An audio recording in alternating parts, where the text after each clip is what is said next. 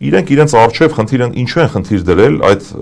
ունենալ 65%, այսինքն մեծամասնություն սահմանադրական այնպես ինչպես այժմ։ Իրենք այլ խնդիր են լուծելու, իհարկե սա իմ մասնավոր կարծիքն է, հիմնվելով տեղեկատվության վրա, վերլուծելով, կարծում եմ շատերը ինձ հետ կհամաձայնեն։ Իրենք խոստացել են փոխել Հայաստանի Հանրապետության սահմանադրությունը, եւ այդ խոստումը տվել են մեր թշնամիներին, Ադրբեջանին եւ Թուրքիային։ Եվ բնականաբար սահմանադրության փոփոխությունը հնարավոր չէ իրականացնել այլ կերպ, քան ունենալով բացարձակ մեծամասնություն, որը իրենց սահմանած նշաձողն է, այսինքն այդ 65%-ը։ Հակառակ պարագայում, երբ որ իրենք ունենան դիցուք 51 կամ 52%, այսինքն սովորական մեծամասնություն, այլ ոչ իրենց սահմանած նշաձողը, հետևաբար վարչապետ դառնալ իրենց համար հաղթանակ չեմ համարում ես։ Իրենք չեն հաղթում այդ պարագայում, այսինքն ունեն խնդիրներ, ունեն ծրագրեր, որոնք պետք է իրագործեն առաջիկայում ի վնաս մեր երկրի։